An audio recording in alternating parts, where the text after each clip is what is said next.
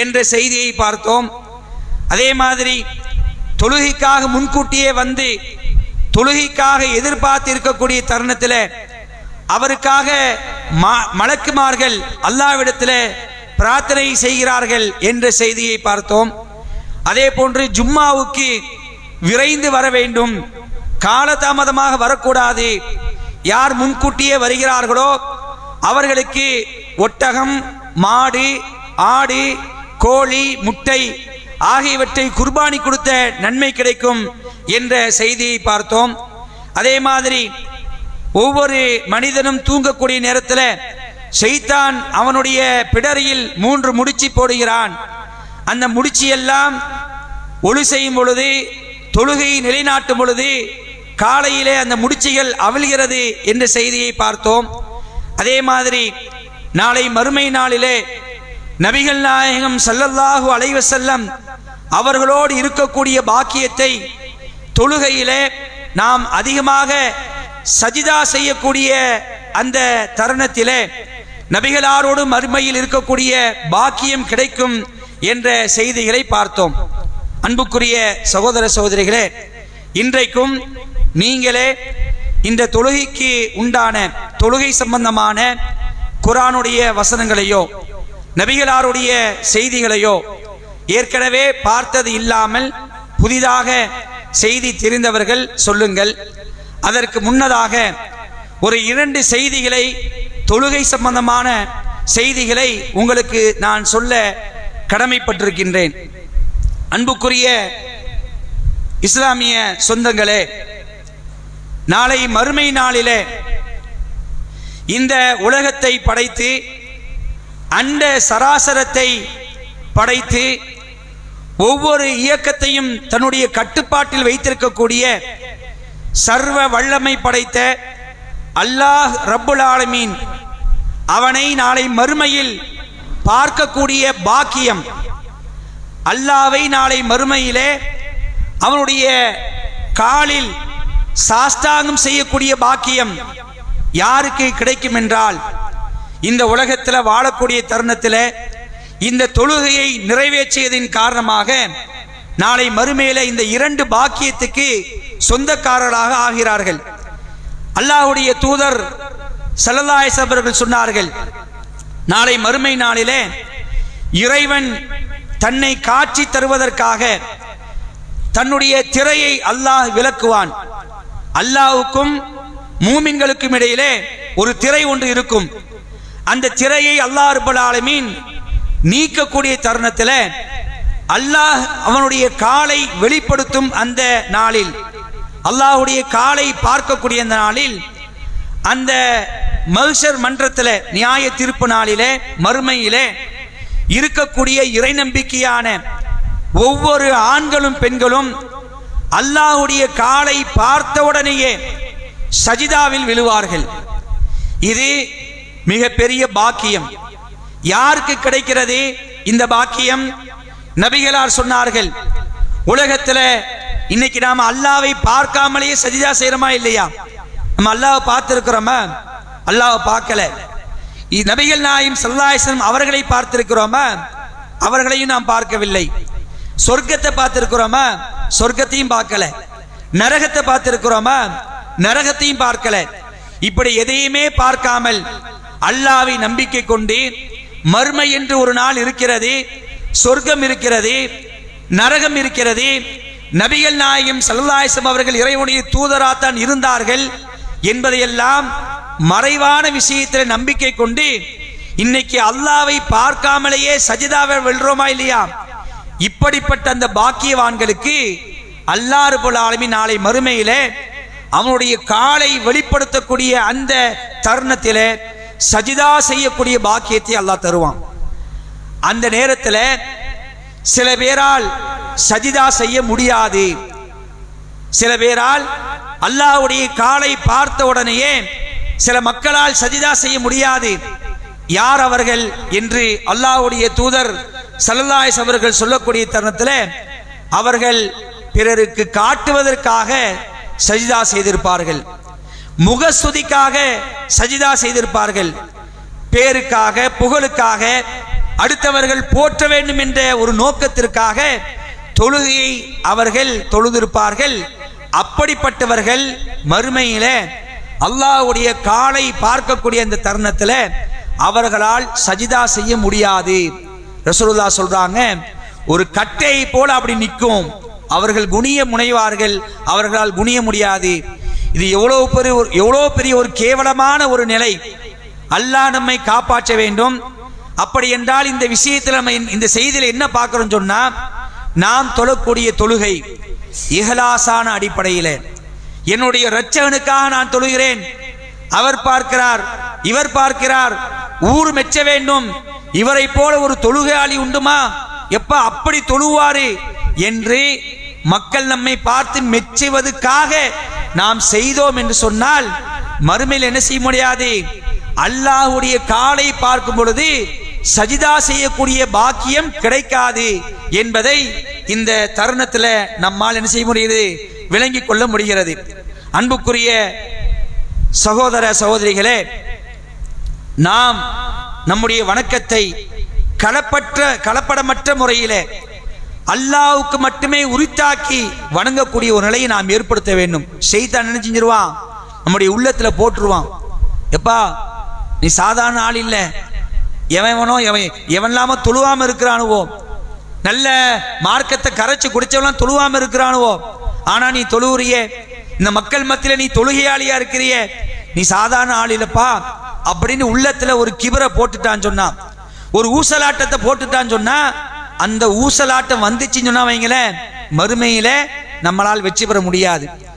இந்த விஷயத்துல நாம ரொம்ப தெளிவா இருக்கணும். அல்லாஹ் நம்மை காப்பாற்ற வேண்டும். நம்முடைய உள்ளத்துல கசடு இருக்கக்கூடாது. தொழுகையில சனால நம்ம ஓதுறோமா இல்லையா, ஒஜகத்துல ஓதுகிறோம், இன்ன ஸலாத்தி வ நுஸ்கி வ மஹ்யாய வ மமாத்தி லில்லாஹி ரப்பில் ஆலமீன். இறைவா ரப்புல் ஆலமீனே, என்னுடைய தொழுகை, என்னுடைய வணக்க வழிபாடு, என்னுடைய அறுத்து பலியிடுதல், என்னுடைய வாழ்க்கை, என்னுடைய மரணம், இவை அனைத்துமே உனக்கு உரியது. அகிலத்தை படைத்து பரிபக்குவப்படுத்திக் கொண்டிருக்கும் நாயனாகிய அல்லாஹ்வுக்கே உரித்தாகட்டும் என்று நாம ஸ்டேட்மெண்ட் கொடுக்கிறோமா இல்லையா தொழுகையில, ஆரம்ப துவால. அந்த விஷயத்துல நாம் ரொம்ப தெளிவா இருக்கணும். அன்புக்குரியவர்களே, இதுதான் இஹ்லாஸ். இஹ்லாஸான அடிப்படையில நாம் தொழுகையை நிறைவேற்றக்கூடியவர்களா இருக்கணும். அல்லாஹ்வுடைய தூதர் ஸல்லல்லாஹு அலைஹி அவர்கள் இந்த இஹ்லாஸை, இந்த உள தூய்மையை, உள்ளம் தூய்மையாக இருக்க வேண்டும் என்பதை ரசூலுல்லாஹ் கேட்டிருக்கிறாங்க, அல்லாஹ்வுடைய தூதர் கேட்டிருக்கிறாங்க. அல்லாஹ்விடத்தில் ஒரு கட்டத்தில் பல்வேறு கோரிக்கைகளை முன்வைக்கும் பொழுது அதுல இடையில் கேட்கிறார்கள் ரசூலுல்லாஹி ஸல்லல்லாஹு அலைஹி அவர்கள், அல்லாஹும்ம ஆத்தி நஃப்ஸி தக்வாஹா வ ஸக்கிஹா, அல்லாஹும்ம ஆத்தி நஃப்ஸி தக்வாஹா வ ஸக்கிஹா.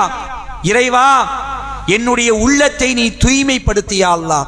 முக்கியமான பிரார்த்தனை, என்னுடைய உள்ளத்தை நீ தூய்மைப்படுத்தி என்னுடைய உள்ளத்துக்கு நீ இறை அச்சத்தை தாயா அல்லாஹ். யார் கேட்கிறா? இறை அச்சத்துக்கு ஒரு நபரை கொண்டு நிறுத்துவதாக இருந்தால் அல்லாஹ்வுடைய தூதரை தவிர வேறு யாரை நிறுத்த முடியும்? உள தூய்மையில் அவ்வளவு பெர்ஃபெக்ட். அல்லாஹ்வுக்காக வணக்க வழிபாடுகள் செய்யக்கூடிய நபர்களில் ஒருவரை முன்னிறுத்துவதாக இருந்தால் அல்லாஹ்வுடைய தூதரை முன்னிறுத்தலாம். அப்படிப்பட்ட நாயகம் ஸல்லல்லாஹு அலைஹி வஸல்லம் அவர்களே அல்லாஹ்விடத்தில் துஆ செய்தார்கள், இறைவா என்னுடைய உள்ளத்தை நீ தூய்மைப்படுத்தி, என்னுடைய உள்ளத்துக்கு நீ இறைச்சத்தை தா. அப்ப நாம எப்படி இருக்கணும்? இந்த துஆவை நாம் அடிக்கடி அல்லாஹ்ட்ட கேட்கக்கூடிய மக்களா இருக்கணும். நாம் தொழக்கூடிய தொழுகை படைத்த இறைவனுக்காக, அல்லாஹ்வுக்காக. எப்படி எவ்வளவு தொழுதாலும் சரி, காலம் முழுவதும் தொழுதாலும் சரி, அந்த தொழுகையில கலப்படம் வந்துட்டு வைங்களேன், அந்த தொழுகையில பெருமை வந்துட்டு வைங்களேன், அந்த தொழுகையில முகஸ்துதி வந்துட்டு வைங்களேன், அல்லாஹ் நாளை மறுமையில தூக்கி என்ன செஞ்சிருவான்? முகத்தில் அடித்து விடுவான். அந்த தொழுகைக்கு அல்லாஹ் கூலி கொடுக்க மாட்டான். அப்ப இந்த விஷயத்துல நாம தெளிவா இருக்கணும். நாளை மறுமையில அல்லாஹ்வுடைய சன்னிதானத்துல அவனுடைய காலை பார்க்கக்கூடிய தருணத்துல சஜிதாவில் விழக்கூடிய பாக்கியத்தை நம்முடைய குடும்பத்தவர்கள் அனைவர்களுக்கும் நினைச்சணும் நமக்கு தரணும். அதே நேரத்தில் இன்னொரையும் பார்க்கிறோம், அதாவது சஜிதா செஞ்சிருக்கிறாங்க, ஆனா பேருக்காக புகழுக்காக முகஸ்துதிக்காக செஞ்சிருக்கிறாங்க, அவர்களால குனிய முடியாது. சஜிதாவுடைய சாயலே இல்லாதவனுடைய நிலை என்ன? தொழுகையுடைய சாயல் இல்லாதவருடைய நிலை என்ன? அப்ப இந்த நேரத்தில் இதை நாம் என்ன செய்யணும்? சிந்தித்து பார்ப்பது கடமைப்பட்டிருக்கின்றோம். அப்ப தொழுகையுடைய விஷயத்துல இஹ்லாஸ் நமக்கு வேண்டும் என்பதை இந்த ஹதீஸின் மூலமாக நாம் தெரிந்து கொள்கிறோம். இது ஒரு செய்தி.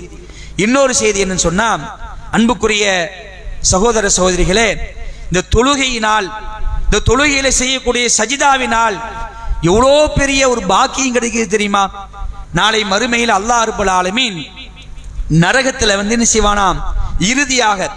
இறுதியாக நரகத்திலிருந்து சில பேரை தன்னுடைய கருணையால் வெளியே எடுத்து சொர்க்கத்துக்கு அனுப்ப அல்லாஹ் பிரியப்படுவான். அல்லாஹ் ஒரு ஆர்டர் போடுவான் மலக்குமார்கள்ட்ட, இந்த நரகத்துல என்னை மட்டும் வணங்கியவர்களை, நல்ல கவனமா கேட்கணும், என்னை மட்டும் வணங்கியவர்களை நீங்கள் இந்த நரகத்திலிருந்து என்ன செய்யுங்க? வெளியேற்றுங்கள் என்று அல்லாஹ் சொல்லுவான். எப்படி வெளியேற்றுவது? நரகத்துல எல்லாரும் கறிக்கட்டையா கிடப்பாங்க, கரிஞ்சு காமட்டையா கிடப்பாங்க, உடல்கள்லாம் எரிந்து சின்ன பின்னமாய் போயிருக்கும். யார் ஈமானோடு இருந்தால், யார் அல்லாவை மட்டும் வணங்கக்கூடியவர்கள் என்று அவர்களுக்கு எப்படி அடையாளம் படுத்த தெரியும்? அப்ப அல்லாஹ் அந்த நேரத்தை சொல்றான், இந்த நரகத்துல எனக்காக தொழுகையை நிலைநாட்டியிருப்பார்களே, சஜிதா செய்திருப்பார்களே, இந்த சஜிதா செய்த உறுப்புகளை நரகம் தீண்டக்கூடாது என்று நான் நரகத்துக்கு கட்டளையிட்டிருக்கின்றேன்.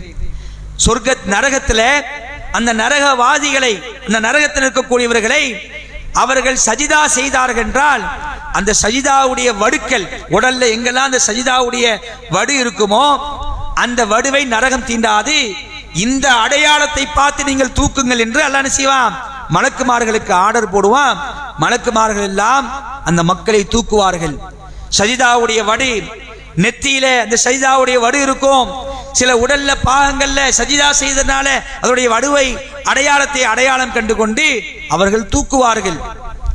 தூக்குனா உடல் முழுவதும் கறிக்கட்டையா இருக்கும், உடம்பு முழுசு எரிஞ்சி ஒண்ணுமே இல்லாம இருக்கும். அந்த நேரத்துல அந்த மக்களை அந்த மலக்குமார்கள் என்ன செய்வாங்கன்னு சொன்னா, மாவுல் ஹயாத் என்று சொல்லக்கூடிய ஒரு ஜீவ நதி, ஒரு தண்ணீரை அந்த மக்கள் மேல என்ன செய்வாங்க? ஊற்றுவார்கள். ஊற்றிய பிறகு சேற்றத்தில், அதாவது சேற்றோரத்தில் வளரக்கூடிய ஒரு தானியம் வளர்கின்ற மாதிரி உடனே அவர்கள் செழிப்பாக ஆவார்கள் என்ற செய்தியை அல்லாஹ்வுடைய தூதர் ஸல்லல்லாஹு அலைஹி வஸல்லம் சொல்லி காட்டுறாங்க. அன்புக்குரியவர்களே, சஜிதா காப்பாற்றுகிறது. சில காரணங்களால், சில பாவங்களால் அல்லாஹ் ரப்பல் ஆலமீன் தூக்கி அவங்க என்ன செய்யறான்?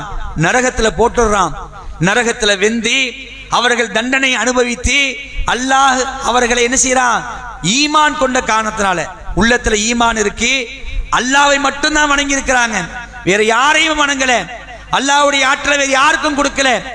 அப்படிப்பட்டவர்கள் கூட என்ன செய்யறாங்க? நரகத்துக்கு போயிடுறாங்க.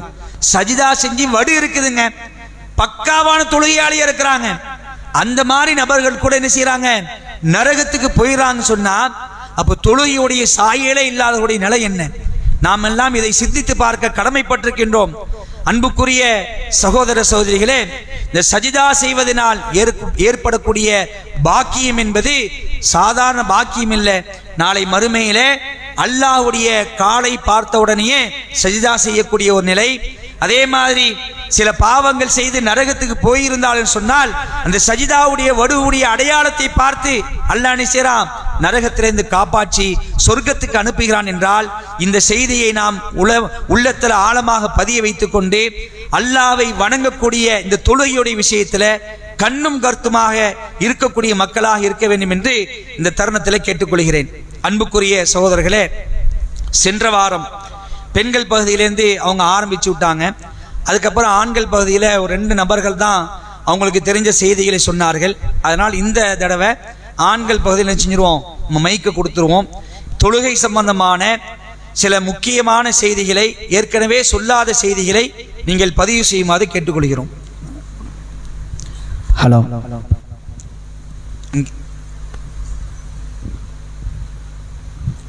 சரி. அஸ்ஸலாமு அலைக்கும் வரஹ்மத்துல்லாஹி வபரகாத்துஹு. அலைக்கும் ஸலாம் வரஹ்மத்துல்லாஹி வபரகாத்துஹு. நபி ஸல்லல்லாஹு அலைஹி வஸல்லம் அவர்கள் கூறினார்கள், யார் ஒருவர் ஒவ்வொரு தொழுகைக்கு பின்பும் ஆயத்து குர்சியை ஓதுகிறாரோ அவருக்கு நான் சொர்க்கத்தில் பொறுப்பேற்றுக் கொள்கிறேன் என்று கூறியிருக்கிறேன். மாஷா அல்லாஹ். சரியான ஒரு செய்தியை சொல்லியிருக்கிறாங்க. அன்புக்குரிய சகோதரிகளே, யார் கடமையான ஒவ்வொரு தொழுகைக்கு பிறகும் ஆயத்துல் குர்சி அந்த வசனத்தை ஓதுகிறாரோ அவருக்கு அல்லாஹ் ரப்பல் ஆலமீன் சொர்க்கத்தை நிச்சயமாக தருகிறான் என்ற ஒரு செய்தியை சொல்லியிருக்கிறாங்க. அதனால் வரக்கூடிய காலங்களில் ஏற்கனவே ஓதியவர்கள் ஓதக்கூடிய ஒரு நிலையில் இருந்தாலும் இனி வரக்கூடிய காலங்கள்லையும் நம்ம சாவர வரைக்கும் மௌத்தாவர வரைக்கும் தொழுகையை நிறைவேற்றுவோம்.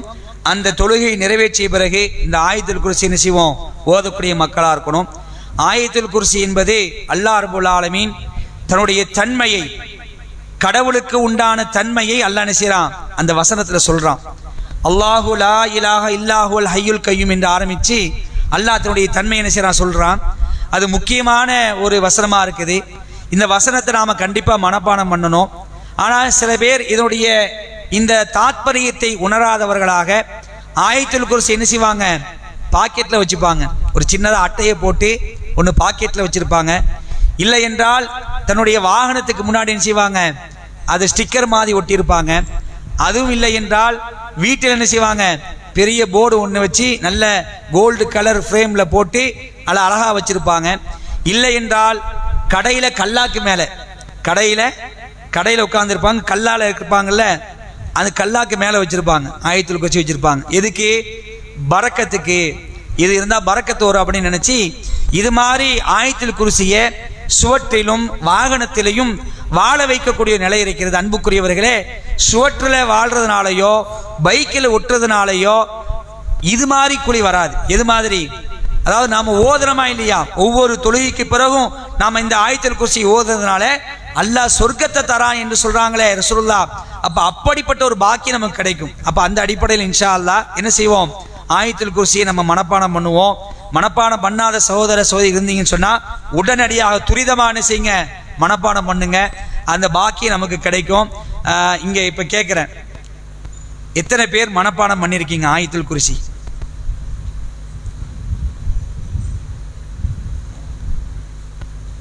சரி, பெண்கள்ல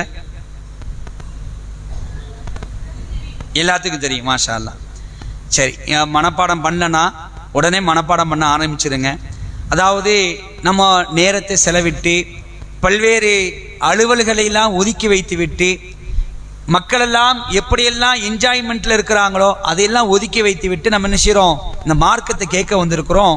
அல்லாஹ் நமக்கு செய்த மிகப்பெரிய பாக்கியம். அப்படித்தானே, சாதாரண விஷயம் இல்லை. நம்ம இங்கே வந்து உட்கார்ந்து இருக்கிறோன்னு சொன்னால் இதில் ஒரு 20 பேர் இருக்கிறோம், 25 பெண்கள் இருக்கிறாங்கன்னு சொன்னால் என்னமோ ஒரு சின்ன எண்ணிக்கையில் உட்கார்ந்துட்டு கலைஞ்சிட்டு போயிடுறாங்க அப்படின்னு இல்லை.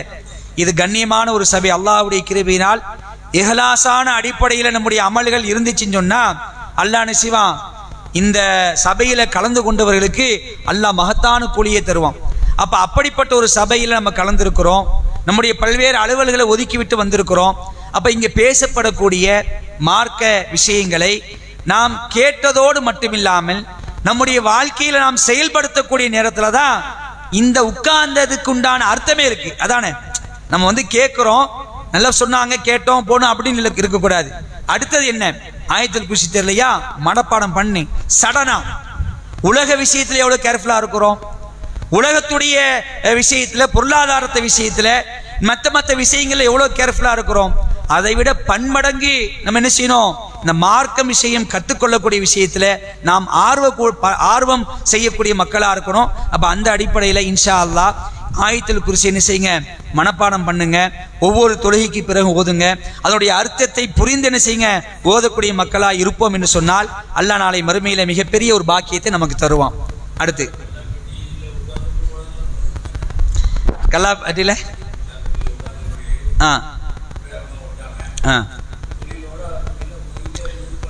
அல்ல, அதாவது பரக்கத்து வரும் அப்படின்றதுக்காக ஓதக்கூடாது. இன்னைக்கு அப்படி சொல்லி தான் ஃபாத்தியாவை கொண்டு வந்துட்டாங்க. இவங்க ஓதாம என்ன பண்றாங்கன்னா ஆலிமிசா வரணும். நீங்க பாத்தீங்கன்னா குர்ஆனுடைய வசனங்களை தான் எல்லாத்துக்குமே ஓதுவாங்க. மௌத்தா போனாலும் சரி, மௌத்துனா என்ன செய்வாங்க, நாங்க வரோம் அப்படிம்பாங்க. 1ஆம் ஃபாத்திஹா 7ஆம் ஃபாத்திஹாண்டு அதுல குர்ஆனை ஓத வருவாங்க. அதே மாதிரி ஒரு வீடு கட்டி நீங்க குடி போறீங்க, குடி புகுங்கும் பொழுது என்ன செய்யணும், ஆலிம்சாவை கூட்டு என்ன செய்யணும், குர்ஆனை ஓத வைக்கணும். மௌத்தா போனாலும் குர்ஆனு, வீடு குடி புகுந்தாலும் குர்ஆனு, ஒரு புது கடை திறந்தாலும் என்ன செய்யறது, ஆலிம்சாவை கூட்டி குரானை ஓதுறது. குரான் இதுக்கு இறக்கப்படையில. குரான் என்ன செய்யப்பட்டிருக்கு, எச்சரிக்கை செய்வதற்காக, அச்சமூட்டி மக்களை எச்சரிக்கை செய்வதற்காக குரான் இறக்கப்பட்டது. அதே நேரத்தில் அந்த குரானுடைய வசனங்களை தன்னளவில் ஓதக்கூடிய நேரத்தில் அல்ல என்ன செய்வான், மிகப்பெரிய பாக்கியத்தை அல்லாஹ் தருவான், நிறைய நன்மைகள் அல்லாஹ் தருவான். கல்லால உட்கார்ந்து குரானுடைய வசனங்கள் ஓதுறாரு, ஒரு எழுத்துக்கு 10 நன்மைகள் அடிப்படையில் என்ன செய்யப்படும், அவருக்கு நன்மை கடிமை தர. இதை ஓதுறா இன்னைக்கு வியாபாரம் நடக்கும் அப்படிங்கிறது என்ன இல்லை, அப்படி கிடையாது. அப்படின்னா அல்லாஹ் என்ன செய்வான், எல்லா முஸ்லீம்களும் பரக்கத்தாக்கி வச்சுப்பானே. யாருக்கு அல்ல ஆயத்து, நிறைய பேருக்கு ஆயத்து குர்சி தெரியுமே, நிறைய பேருக்கு அல்ஹம்து சூரா தெரியுமே. அப்ப அல்லாஹ் இந்த ரிஸ்க் அளிக்கக்கூடிய விஷயத்தை என்ன செய்யறான், அவன் யாருக்கு வேணாலும் கொடுப்பான். அவன் என்ன செய்வான்னு சொன்னா, இந்த ரிஸ்க் அளிக்கக்கூடிய விஷயத்துல தன்னை மறுக்கிறவர்களுக்கு கூட என்ன செய்வான், கொடுப்பான். உலகத்திலே இன்னைக்கு மிகப்பெரிய பணக்காரன் யாரு, எலான் மஸ்க். அவன் தான் கோடீஸ்வரன். அவன் இறைவனை ஏற்றுக்கொள்ளக்கூடியவரா இருக்கிறாரா, இல்லையே. அல்லாவை வணங்கக்கூடியவரா இருக்கிறாரா, இல்லையே. அப்ப அந்த ஒரு சிந்தனைக்கு நம்ம போகக்கூடாது. குரானை ஓதக்கூடிய நேரத்தில் நமக்கு அல்லாஹ் நன்மையை தருவான். இது பரக்கத்துக்காக செய்யணும், இதை தொங்க விட்டா பரக்கத்து வரும் அப்படிங்கிற ஒரு தவறான எண்ணம் இருக்கக்கூடாது. சரி, நீங்க சொல்லுங்க. ஃபர்லு தொழுகை இல்லாமல் அதிகமான நஃபில் தொழுகை மூலமாக அல்லாஹ்வை நெருங்க முடியுங்கிற ஒரு விஷயம் இருக்கு. மாஷா அல்லாஹ். ஒரு முக்கியமான ஒரு செய்தியை சொல்லியிருக்கிறாங்க. அல்லாஹுடைய தூதர் ஸல்லல்லாஹு அலைஹி சொல்லி காட்டுறாங்க, அடியான் என்னிடத்தில் மிகவும் ரொம்ப நெருக்கமாக இருக்கக்கூடிய ஒரு நிலை என்னன்னு சொன்னால், அவன் கடமை அல்லாத நஃபிலான சுன்னத்தான வணக்கங்கள் மூலமாக என்னை நெருங்கி கொண்டிருக்கிறான். அப்போ சுன்னத்தான நஃபிலான வணக்கங்களில் நாம் என்ன செய்யணும், கவனம் செலுத்தக்கூடிய மக்களாக இருக்கணும். அன்புக்குரியவர்களே, அதாவது இந்த சுன்னத்து தொழுகையில் நாம் கவனம் செலுத்தின வைங்களேன், ஃபர்லு நமக்கு ரொம்ப லேசாயிடும்.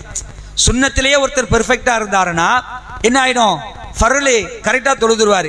நமக்கு சுன்னத்தை என்ன செஞ்சிடும், கொஞ்சம் கவனக்குறைய விட்டுறதுனால தான் ஃபர்லு என்னதாவது சில நேரத்தில் கோட்டை விட்டுடுறோம், சில நேரத்தில் அதிலே என்ன செஞ்சிடறோம், பொடுபோக்கு தன்மை வந்துடுது. அப்போ நாம் கூடுதலாக நஃபிலான தொழுகைகள், சுன்னத்தான தொழுகைகள் தொழக்கூடிய நேரத்தில் நாம் ஃபர்லை என்ன செய்வோம், ரொம்ப கவனமாக இருப்போம். இப்படி நஃபிலான வணக்கங்கள் செய்யக்கூடிய அந்த தருணத்தில் அல்லாஹ்வுடைய நெருக்கம், அல்லாஹ் என்ன செய்கிறான், என்னுடைய அடியான் மிகவும் நெருக்கமாகிறான். எதன் மூலமாக, இந்த நஃபிலான சுன்னத்தான தொழுகையை தொழுவதன் மூலமாக என்னுடைய அடியான் என்னிடத்தில் மிகவும் நெருங்கி விட்டான் என்று ரசூலுல்லாஹி ஸல்லல்லாஹு அலைஹி சொல்லக்கூடிய செய்தியை சொல்லியிருக்கிறாங்க. சுன்னத்தான தொழுகை என்ன செய்வோம் இன்ஷா அல்லாஹ், நஃபிலான தொழுகையை என்ன செய்வோம் இன்ஷா அல்லாஹ், கவனமாக இருப்போம். அடுத்து ஃபஜ்ர் தொழுதுட்டு அதே இடத்துல வந்துட்டு சூரியன் வந்துக்கிட்டு உதயமாற வரைக்கும் அல்லாஹ் வந்துட்டு நினைவு கூறிக்கிட்டு இருந்தா, அந்த சிவந்த ஒட்டகத்தை வந்துக்கிட்டு தர்மம் கொடுத்ததை விட சிறப்பான ஒரு செயலாகும்னு சொல்லி நான் கேள்விப்பட்டிருக்கேன், சொல்லியிருக்கிறாங்க. சரி, இந்த எந்த அறிவிப்பில் வருது அது சொல்ல முடியுமா? வந்துக்கிட்டு கேள்விப்பட்டிருக்கேன், பயானில் கேள்விப்பட்டிருக்கேன். சரி, அதாவது சுபுஹு தொழுத பிறகு அல்லாஹ்வுடைய தூதர் ஸல்லல்லாஹு அலைஹி வஸல்லம் என்ன செய்வாங்கன்னா, அவங்க உட்கார்ந்துருப்பாங்க, ரொம்ப நேரம் இருப்பாங்க, சூரியன் உதயமாகிற வரைக்கும் இருப்பாங்கங்கிற மாதிரி செய்திலாம் வருது. ஆனால் இப்படி இருந்தால் சிவப்பு ஒட்டகையே வரும். சரி, இந்த செய்தி நாம் பார்த்ததில்லை. அப்படி இருந்தால் நம்ம என்ன செய்வோம், ஆமாம், அதாவது எப்படின்னா, அது அல்லாஹ்வுடைய பள்ளி வாசல்களில் குரானுடைய வசனங்களை ஓதுறாங்களே இல்லையா, இந்த ஃபஜ்ருக்கு அப்புறம் ஓதுறாங்க இல்லையா, அது மிகப்பெரிய பாக்கியத்தை தரும். அந்த மாதிரி தான் வருது தவிர சும்மா உட்கார்ந்த மாதிரி வரலை. அது அவன் சொல்கிற விஷயம் அப்படி தான் இருக்குது. இப்போ சுபுவுக்கு அப்புறம் குரானுடைய வசனங்களை ஓதுறோமா இல்லையா, குரானை படித்து ஒரு 10 வசனங்களை நம்ம ஓதக்கூடிய நேரத்தில் அது சாதாரண நமக்கு கடந்துட்டு போயிடும். அதுக்கு என்ன செய்யறான், அல்லாஹ் நிறைய நன்மைகளை தருகிறான் என்ற செய்தி அப்படி இருக்குது. அப்போ நீங்கள் சொல்ல செய்தி இப்படி இருந்துச்சுன்னா பார்த்து என்ன சொல்லுவோம், சில பார்ப்போம் இன்ஷா அல்லாஹ்.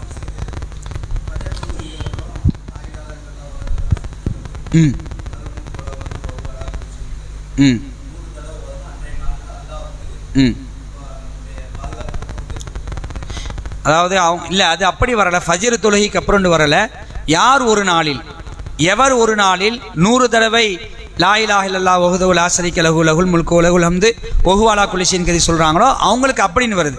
ஃபஜ்ர் தொழுகைக்கு அப்புறம் வரல. சரியா, நீங்கள் சொன்ன செய்தி நம்ம பார்ப்போம். சரி, அடுத்து இல்லை, இது கேள்வி வேணாம், செய்தியாக போட்டோம். சொல்லுங்க.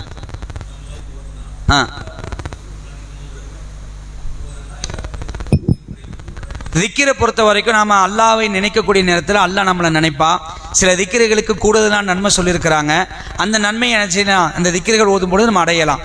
அதனால் எல்லாமே என்ன, இதில் நீங்கள் என்ன சொல்ல வரீங்க, எல்லாத்தையும்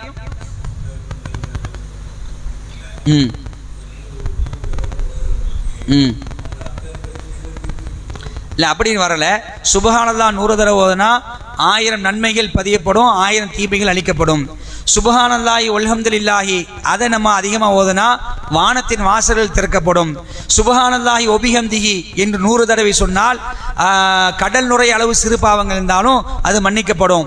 சுபஹானல்லாஹி ஒபிஹம்திஹி சுபஹானல்லாஹி அலீம் இதை என்ற அளவு சொன்னோன்னு சொன்னால் அது நாளை மறுமையில மீசான் தராசில் நன்மையின் பக்கம் அதிகமாக கனத்தை தரும் அப்படிங்கிற மாதிரி நினைச்சு ரசூலுல்லாஹ் சொல்லியிருக்காங்க. தவிர எல்லா பிரச்சனையும் தீர்க்கப்படும் அப்படிங்கிற மாதிரி வரல. சரியா? சரி, ஓகே. அடுத்து நீங்கள் அஸ்ஸலாமு அலைக்கும். வலைக்கும் அஸ்ஸலாம். அதாவது இப்போ நம்ம தொழுகிறோம், இஷா தொழுகிறோன்னு வைங்களேன், ஏதாவது ஒரு தொழுகை தொழுகிறோம். அந்த தொழுகிற நேரத்தில் நம்மளோட சிந்தனை வந்து கம்ப்ளீட்டாக இறைவன் மேலேயே இல்லை. சில நேரத்தில் அப்படி வருது.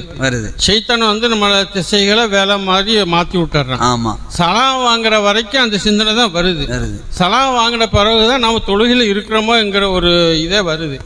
இது இப்படி இருந்தால் அந்த தொழுகை ஏற்றுக்கொள்ளப்படுமா? ஆமாம், படாதா?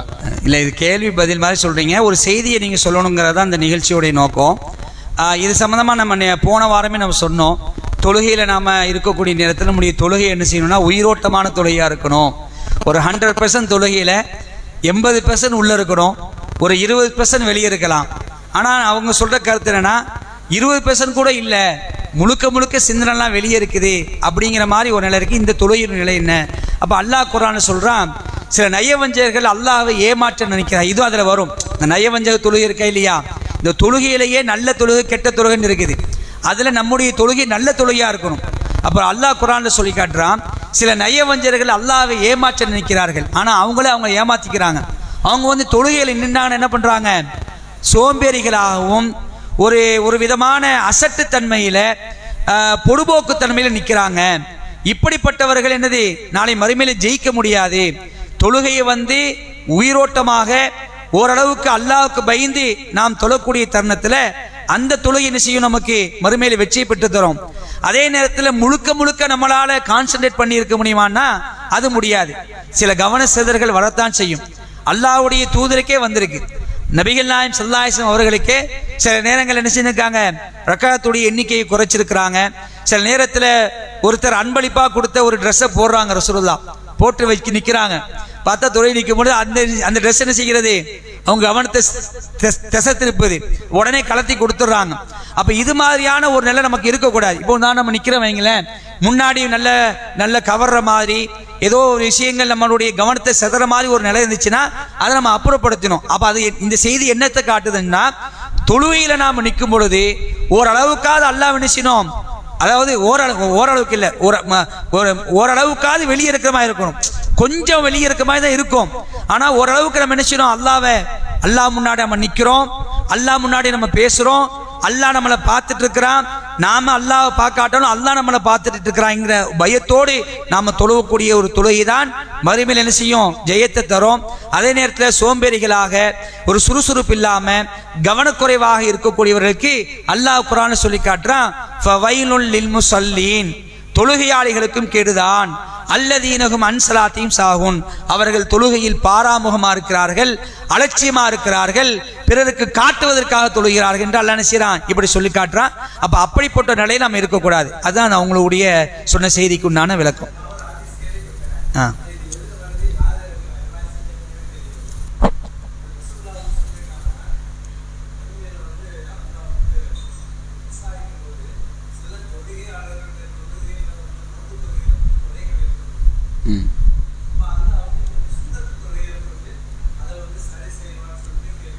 கேள்விப்பட்டிருக்கீங்க. அப்படி ஹதீஸ் இருக்கதான் செய்யும். இந்த செய்தியை நம்ம எடுத்துக்கிடலாம். அன்புக்குரிய சகோதரர்களே, நாளை மறுமை நாளில் அல்லாஹ் அடியானிடத்தில் விசாரிக்கக்கூடிய முதல் விசாரணை என்னதுதான்? தொழுகைதான். இந்த செய்தி யாருமே சொல்லலை. சொன்னீங்களோ? சரி, மறுமையில் முதல் விசாரணை எழுத மறந்துட்டேன். மறுமையில் முதல் விசாரணை தொழுகைதான். அப்போ அந்த விசாரணையில் நாம் ஜெயிக்கணும். அதாவது இங்கிலீஷில் ஒரு பழமொழி சொல்லுவாங்க, first impression is the best impression அப்படிம்பாங்க. முதல் கோணல் முற்றிலும் கோணல் அப்படிம்பாங்க. அப்போ நாம் நாளை மறுமையில் முதல் கேள்வி தொழுகை பற்றி தான். அப்போ அந்த தொழுகையோட விஷயத்தில் நாம் ரொம்ப கவனமாக இருக்கணும். ரசூலுல்லாஹ் சொல்கிறாங்க, இந்த தொழுகையோட விஷயத்தில் யார் கவனக்குறைவாக இருந்தார்களோ அல்லாஹ் என்ன செய்வான்? அவங்களுக்கு கேள்வி கேட்பான். அல்லாஹ் வந்து எல்லாத்தையும் எடுத்துருவான். அப்போ அதில் யார் தோக்குறாங்களோ அவர் கண்டிப்பாக அந்த தொழுகையில் யார் கவனம் இல்லாமல் இருந்தார்களோ அவர் கண்டிப்பாக சர்வ நிச்சயம் தோல்வியை அடைவார்.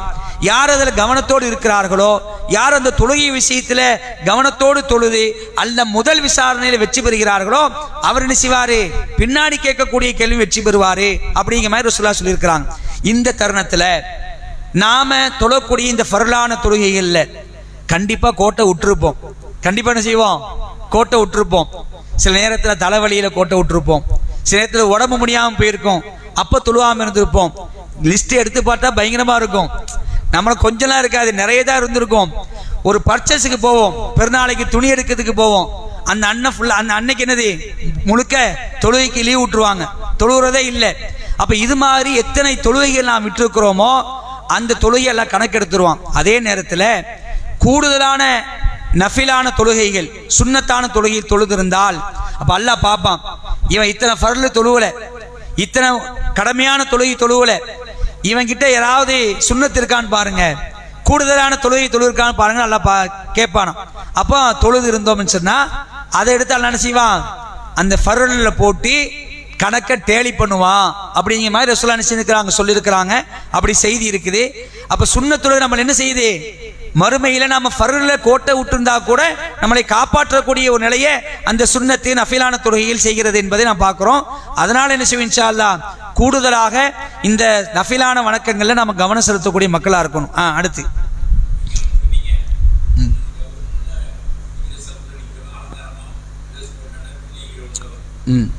மைண்டுக்கு தான். ஆமாம், இப்போ உதாரணத்துக்கு சொல்கிறேனே, பின்னாடி எழுத்து இருக்குது, பின்னாடி சட்டையில் எழுத்து போட்ட ஒரு டிஷர்ட்டையோ ஒரு இதே போட்டு நிற்கிறாங்க, பின்னாடி நிற்கும்போது என்ன செய்வாங்க, அதை பார்ப்பாங்க, இப்போ கவனம் செலுத்துறோம். அப்போ இது மாதிரியான விஷயத்தை என்ன செய்யணும், தவிர்த்துக்கிறது சிறந்தது. எப்படி? ஆமாம், இல்லை ஆடம்பரம் வேற, கவனத்தை ஈர்க்கிறது வேற. இல்லை இல்லை, இப்போ கேள்வி பதில் லைவ் போயிட்டு இருக்கு. அவங்களுடைய ஆடை அது, அதாவது ஆடையை பொறுத்த வரைக்கும் தொழுகையில் நிற்கும் பொழுது ஆடை அலங்காரம் இருக்கணும். ஆடை என்னது, நல்ல அழகான ஆடை இருக்கணும். அதே நேரத்தில் கவனத்தை திசை திருப்புற மாதிரி என்ன செய்யக்கூடாது, ஒரு எழுத்தோ ஒரு அடிக்கிற மாதிரி கலரோ ஒரு பெரிய கவனத்தை திசை திருப்புற மாதிரி ஒரு நிலையிலேயே அப்படி போடக்கூடாது. அதுதான் அதில் விளங்கிக்கணும். சரியா? ஓகே. நீங்கள் வேற யாரு இருக்கிறீங்களா? சரி, பெண்கள் செயலை கொடுத்துருங்க. சொல்லு. சொல்றீங்களா? கூடுதலாக சொல்றீங்களா? சொல்லுங்க. ஆமா, அவ்வளோதான், முடிஞ்சது, அவ்வளோதான். சொல்லுங்க.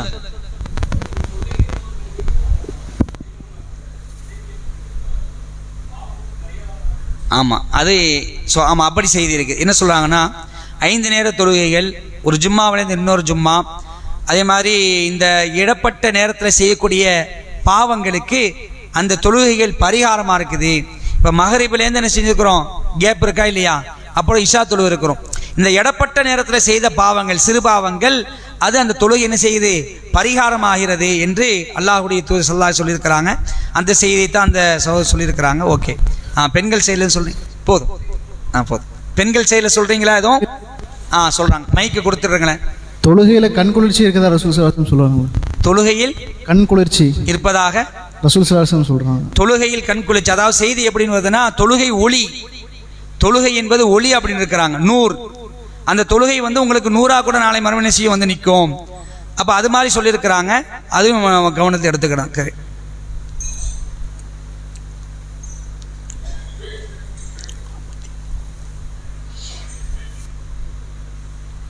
சொல்லுங்கம்மா. அஸ்ஸலாமு அலைக்கும் வரஹ்மத்துல்லாஹி வபரகாத்துஹு. ரசூலுல்லாஹ் சொல்றாங்க, ஒரு நகரத்துக்குள்ள 2 பேரோ அல்லது 3 பேரோ இருந்து அவங்க ஜமாத்து தொழுகை அவங்க நிலைநாட்ட இல்லைண்டா கண்டிப்பா அவங்க மீது செய்தான் ஆதிக்கம் செலுத்தாமல் இருக்க மாட்டான். அதனால நீங்க ஜமாத்து தொழுகையை வலுவாக பற்றி பிடித்து கொள்ளுங்கன்னு சொல்லிவிட்டு ரசூலுல்லாஹ் சொல்றாங்க, ஓனாய் அடித்து தின்பது தனித்த ஆட்டை தான் சொல்லுவாங்க. அப்ப நம்ம ஜமாத்தா நம்ம கூட்டா நம்ம தொழுகும் போது ஷைத்தானுடைய ஆதிக்கம் இருக்காது. ஒரு ஊரிலேயோ ஒரு கிராமத்திலேயோ 2 அல்லது 3 நபர்கள் இருந்து அவர்களுக்கு மத்தியில் பாங்கு சொல்லப்பட்டு தொழுகை நிறைவேற்றப்படவில்லை என்றால் அதாவது தனித்த ஆட்டை எப்படி ஓனாய் சாப்பிட்டு விடுமோ அது மாதிரி ஒரு நிலை அவங்களுக்கு ஏற்படும். அதனால் அந்த ஒரு நிலையை நீங்கள் ஏற்படுத்திடாதீங்க. ஒரு 3 பேர் இருந்தீங்கன்னு சொன்னால் பாங்கு சொல்லுங்கள், தொழுகையை நிலைநாட்டுங்கள், ஜமாத்தோடு இருங்கள். ஜமாத்தை பேணக்கூடிய தருணத்தில் உங்களுக்கு ஒற்றுமை வரும் அப்படிங்கிற சொல்லலாம். அப்போ இந்த ஜமாத்து தொழுகையினால சமுதாயத்துக்கு என்ன வருகிறது? ஒரு ஒற்றுமை கிடைக்கிறது. அதை என்ன செய்யறாங்க? ரசூலுல்லாஹ் அந்த செய்தியின் மூலமாக நமக்கு சொல்லி காட்டுறாங்க. அந்த செய்தியை தான் அவங்க சொல்லியிருக்கிறாங்க. ஓகே, அடுத்து. அஸ்ஸலாமு அலைக்கும் வரஹ்மத்துல்லாஹி வபரகாத்துஹு.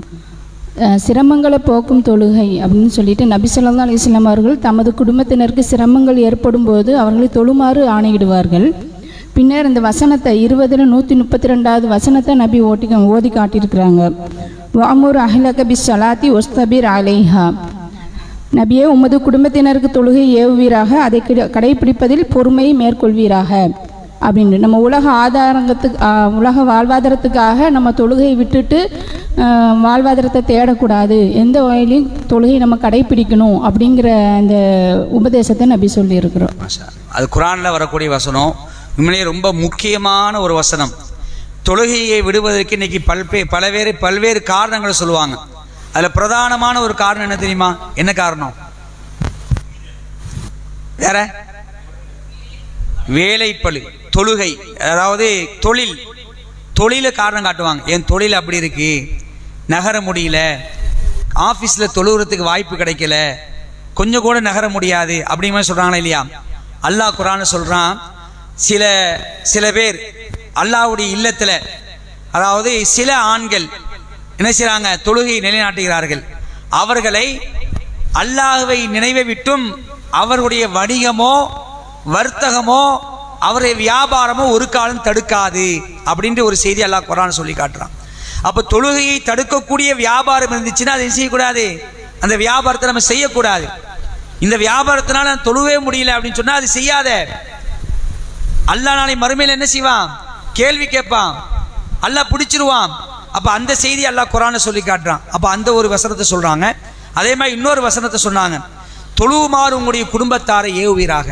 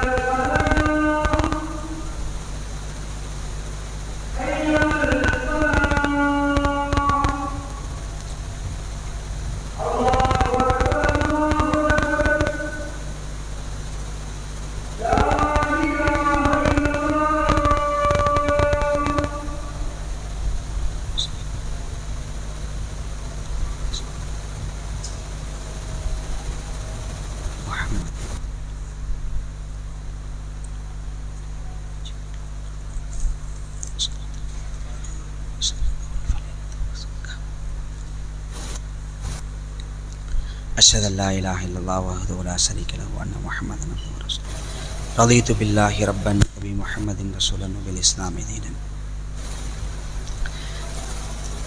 உம்முடைய குடும்பத்தாரை தொழுவுமாறு நீர் ஏவுவீராக, அதில் ஏற்படக்கூடிய சிரமங்களை சகித்து கொள்வீராக அப்படின்னு அல்லாஹ் நினைச்சான்.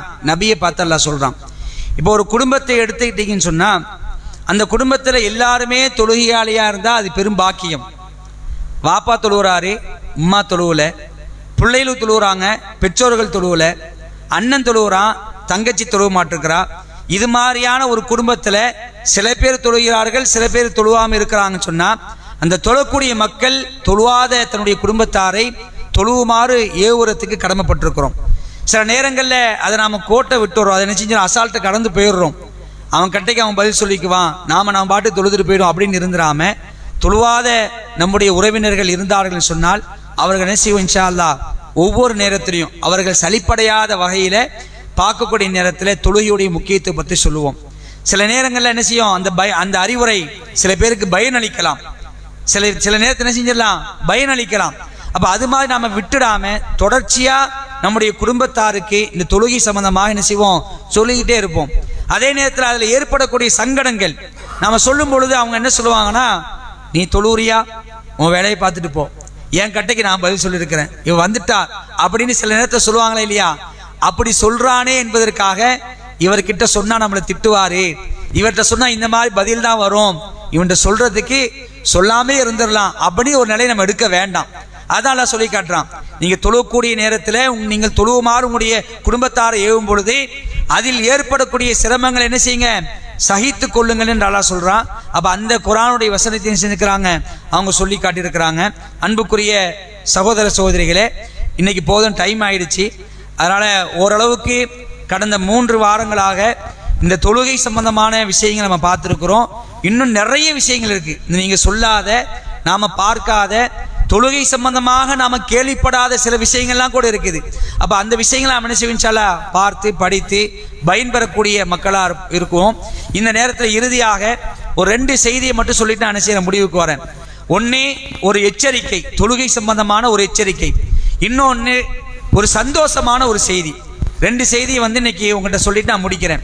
ஒன்று என்னன்னு சொன்னா, எச்சரிக்கை என்னன்னு சொன்னா, அல்லாஹ்வுடைய தூதர் ஸல்லல்லாஹு அலைஹி வஸல்லம் சொல்லி காட்டுறாங்க, அதாவது இளைஞர்களை எல்லாம் நான் ஒன்று திரட்டி அந்த இளைஞர்களை நான் என்ன செய்கிறேன், விறகுகளை சேகரிப்பதற்கு நான் அனுப்புகிறேன். அவங்க எல்லாரும் என்ன செய்கிறாங்க, விறகுகளை சேகரித்து கொண்டு வருகிறார்கள். அது நேரத்தில் பாங்கு ஒருத்தரை சொல்ல வைக்கிறேன், பாங்கு சொல்லப்படுது, அதுக்கப்புறம் இக்காமத்து சொல்லப்படுது, ஜமாத்துக்கு டைம் ஆயிடுச்சு. இது மாதிரியான ஒரு தருணத்தில் யாரெல்லாம் இந்த ஜமாத்துக்கு வராமல் ஒரு தகுந்த காரணம் இல்லாமல் ஜமாத்துக்கு வராம வீட்டில் இருக்கிறாங்களோ அவர்களை நான் என்ன செய்ய நினைக்கிறேன், இந்த விறகுகளை எடுத்துக்கொண்டு போய் அவர்களுடைய வீட்டில் போட்டு அவர்களை வீட்டோடு எரிக்க நான் எண்ணியதுண்டு என்று ரசூலுல்லாஹ் சொல்லி காட்டுறாங்க. அன்புக்குரிய சகோதர சகோதரிகளே, ஜமாத்து தொழுகைக்கு வராமல் தகுந்த காரணம் இல்லாமல் பொடுபோக்குத்தனமாக அசால்ட்டாக நாம் விற்றோம் என்று சொன்னால் அல்லாஹ்வுடைய தூதர் நினைச்சாங்க, இப்படிப்பட்ட ஒரு கடுமையான எச்சரிக்கை சொல்றாங்க. வீட்டோடு நான் எரித்து கொளுத்துவதற்கு நான் எண்ணியதுண்டு. சில கட்டத்தில் சில அறிவிப்புல வருது, ஆனா என்னுடைய இடம் மனசுக்கு என்னுடைய அந்த மனசு இடத்துக்கு வரல. ஏன்னு சொன்னா அங்க வீட்டில் யார் இருக்கிறா, குழந்தைகள் இருக்கிறார்கள், பெண்கள் இருக்கிறார்கள், அவர்கள் வீட்டில் தொழுதுக்குவாங்க. அப்ப ஜமாத்துக்கு வராத ஆண்களுக்கு அல்லாஹ்வுடைய தூதர் நினைச்சாங்க, இப்படிப்பட்ட ஒரு கடுமையான எச்சரிக்கையை சொல்லி காட்டுறாங்க. தொழுகைதான் நாளை மறுமையில் என்ன செய்யும், நம்மை காப்பாற்றும். அப்ப அப்படிப்பட்ட அந்த தொழுகையில நாம் ரொம்ப கவனமா இருக்கணும். ஒன்று மகிழ்ச்சியான செய்தி என்ன சொன்னா, அல்லாஹ்வுடைய தூதர் ஸல்லல்லாஹு சொல்லி காட்டுறாங்க, இந்த ஜமாத்தோடு தொழுகிறோமா இல்லையா, இது அல்லாஹ்வுக்கு ரொம்ப மகிழ்ச்சியை தரக்கூடிய ஒன்றா இருக்குது அப்படிங்கிறாங்க ரசூலுல்லாஹ். நீங்க ஜமாத்தை நிறைவேற்றிட்டீங்கன்னா உங்களை பார்த்து அல்லாஹ் என்ன செய்றான், பெருத்த மகிழ்ச்சி அடைகிறான். எப்படி மகிழ்ச்சி அடைகிறான் அது ரசூலுல்லாஹ் சொல்றாங்க. எப்படி சொல்றாங்கன்னா, அதாவது ஒருத்தர் என்ன பண்றாரு, தன்னுடைய குடும்பத்தாரை விட்டு பிரிஞ்சிருக்கிறார், ரொம்ப நாள் பிரிஞ்சிருக்கிறார். பிரிஞ்சவர் என்ன செய்யறாரு, வீட்டுக்கு வருகிறார். அப்படி வரும்பொழுது அந்த குடும்பத்தார் எப்படி சந்தோஷப்படுவாங்க.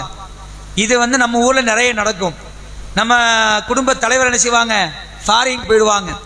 ஒரு 4 வருஷம் 5 வருஷம் கழிச்சு வரக்கூடிய ஆள்லாம் இருக்கிறாங்க. அப்படி வரும்பொழுது அவருடைய தாய், அவருடைய பிள்ளை, அவருடைய மனைவி எவ்வளவு சந்தோஷப்படுவாங்க. அல்லாஹ்வுடைய தூதர் சொல்றாங்க, இப்படி நீங்கள் சந்தோஷப்படுவதை விட அல்லாஹ் அதிகமாக சந்தோஷப்படுகிறான். அப்போ ரசூலுல்லாஹ் என்ன சொல்றாங்கன்னா, உங்களுடைய ஜமாத்து தொழுகை அல்லாஹ்வை மகிழ்விக்க கூடியதாக இருக்கிறது. அல்லாஹ் மகிழ்ந்தானா, நம்மளை பார்த்து அல்லாஹ் மகிழ்ச்சி அடைஞ்சானா எவ்வளவு பெரிய பாக்கியம். அந்த பாக்கியத்துக்கு சொந்தக்காரங்க யாரு, ஜமாத்தை நிறைவேற்றக்கூடியவர்கள் என்று அல்லாஹ்வுடைய தூதர் ஸல்லல்லாஹு சொல்லி காட்டுறாங்க. அன்புக்குரிய சகோதர சகோதரிகளே, இப்படி இன்னும் நாம கேள்விப்படாத நிறைய செய்திகள் இருக்கிறது. அதையெல்லாம் நாம் தெரிந்து கொண்டு தொழுகையுடைய விஷயத்தில் கண்ணும் கருத்துமாக பேணிக்கையோடு நாம் தொழக்கூடிய மக்களாக இருப்போம். அல்லாஹ் ரப்பல் ஆலமீன் நம் அனைவரையும் தொழக்கூடிய மக்களாக ஆக்கி வைத்து நாளை மறுமையில அல்லாஹ்வுடைய அன்பையும் அவனுடைய மகத்தான கூலிகளையும் பெறக்கூடிய ஒரு பாக்கியத்தை தருவானாக என்று அல்லாஹ்விடத்திலே பிரார்த்தித்தவனாக இந்த தர்பியா நிகழ்ச்சியை நான் முடித்துக் கொள்கின்றேன். வாஹிர் தாவானா அல்ஹம்துலில்லாஹி ரப்பில் ஆலமீன். வஸ்ஸலாமு அலைக்கும் வரஹ்மத்துல்லாஹி வபரகாத்துஹு.